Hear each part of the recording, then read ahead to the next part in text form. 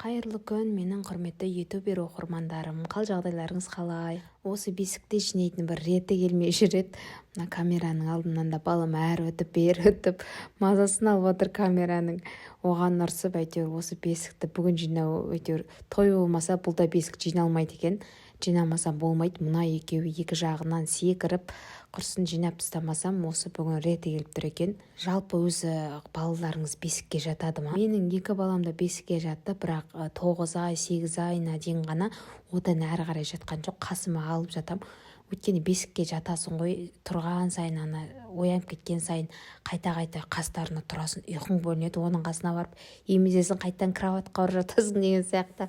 Сол жағынан маған қиындау болды ма, білмеймін. 9 айына дейін, екеуі де 9 айына дейін ғана жатады. Одан әрі қарай өзімнің қасыма кроватыма жатады. Және балаларыңызды өздерің қастарыңызға жатқызасыздар ма? Неше жасқа дейін қастарыңызға жатқызасыздар? Комментарияға бөлісіп кетіңіздер. Ал енді өзіміздің кезекті әңгімемізге келейік. Ал жағасы отырып алып, лайктарыңызды бірінші басып қойыңыздаршы. Соңғы кездері что-то маған лайк баспай, комментарий жазбай жүрсіздер деп бір өкпе ренішімді айтып алмасам, сіздер істемейсіздер. Ал енді бүгінгі күн әңгімесі қызық болайын деп тұр. Өйткені менің жолдасыммен қалай танысқаным туралы сіздерге айтып берейін деп отырмын.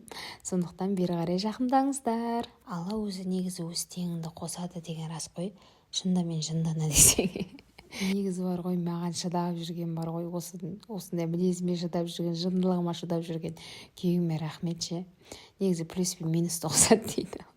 Құрсын әңгіме бұзау емізер, бұзау таяқ жегізер дейді. Таяқ жемей тұрғанда әңгімемді бастайын. Әңгіменің қысқасы бай мені бір өрті ғашық болып қалды. Өз жоқтың көз жоқ, айта берейін де артымнан жүгірді, қалмай ойбай. Әзілдемей құрсын айтайынша.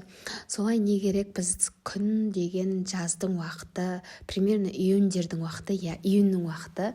Сол уақытта подружкам екеуміз тал түс қой, сағат примерно 3-4-тердің шамасында Алматының қақ ортасында Әл-Фарабидің бойында бір девичник қыздар жиналысы дейміз ғой. Қыздар жиналысы болатын болды. Сол уақытқа білмеймін, бір Алла өзі бұйыртып сол жаққа апарған шығар.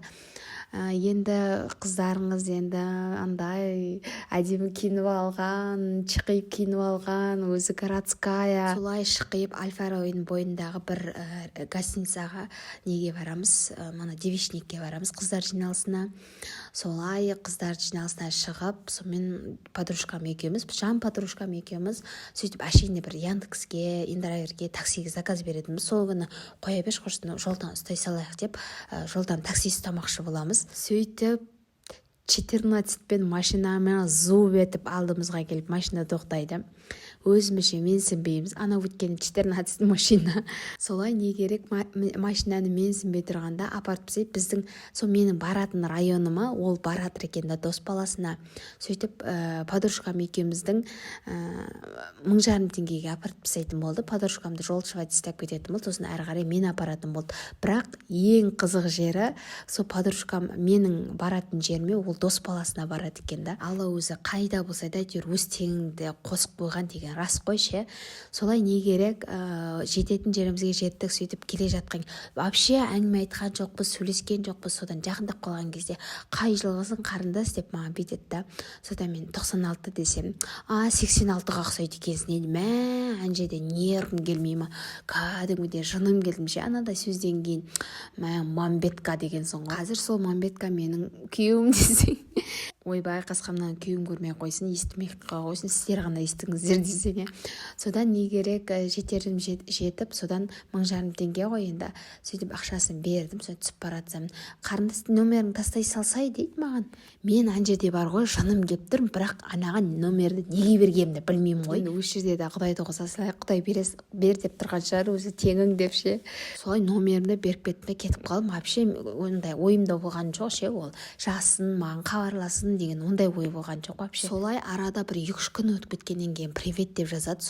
Сол кім деп сұрасам, кешегі такси дейді. Сосын ладно дедім да, мен оны контактіге такси деп жазып қойдым. Солай бір привет жазып, бұл бала 2-3 ай жоқ болып кетеді ғой. Мен бұны вообще ұмытып кеткем. Сөйтсем бұл кілең содан кейін бір 1-2 ай өткеннен кейін маған уже сағат 11-ден кейін жаза бастады. Сөйтсем бұл баланың жұбысы сол 11-лерде бітеді екен. Сол уақытта бітіп, сол уақытта қол болса айтты екен ғой. Не керек сөйтіп подружкама солай жазды деп сөйтіп айтып жатсам, подружкамның сәл ойы бар екен. Содан не керек әңгіменің қызығы, мен подружкама осы баланы сындырып берем деймін ғой. Ол бала маған жайлап жаза бастады да, сосын мен оған айтамын ғой, солай мен алдында подружкам бар еді, сол сенде көңілі бар екен, давай сөйлесіп көресіңдер деп мен бұл баланы сындыра бастаймын ғой. Бұл бала маған келеді, мен оны алып аламын да екеуміз мороженое анау-мынауды алып аламыз да подружкамның үйіне барамыз ғой. Солай не керек подружкамызды шығарып алып үшеуміз мороженое жеп, менің бар ойым аналарды қосып берсем ғой. Солай не керек жайлап күн ара уже кездесуіміз жақындай бастады. Менің түк ойым жоқ, тек баратын болсақ тек мана подружкамды қоса берем ғой. Жүр ана алып керек, жүр алып барайық, жүр киноға бар, жүр бүйт деп ше, мен ананы сөрелеп жүрмін ғой ше. Солай не керек екеуін екі ортаға сөрелеп жүрген кезде бір күні жігіт айтады ғой, сен неге маған оны сөрелеп айта бересің деп. Сосын айттым, мен саған басында айттым ғой, подружкам солай сөйлесіп көр деп. Мен оған айтып жатсам, ол маған ұрсып берді ғой. Сен маған кімнің ұнайтынын сен шешіп бересің ба деп. Сөйлемеген қойры аян жерде деген бар ғой, тілімді жұтып қойдым десем болады. Ана жерде шыны керек не дерімді білмей қалдым. Сонда бұл бала не істеп жүр деп өзіме ойланып қалдым ақырайғанда. Индийский кино сияқты да-да-таң деп осы жерге келгенде бітіріп қояйын. Енді видеом жетпей қалды, не істеймін енді. Ертең точно салам жалғасын. Шықсын деп тез комментарий қалдырыңдар.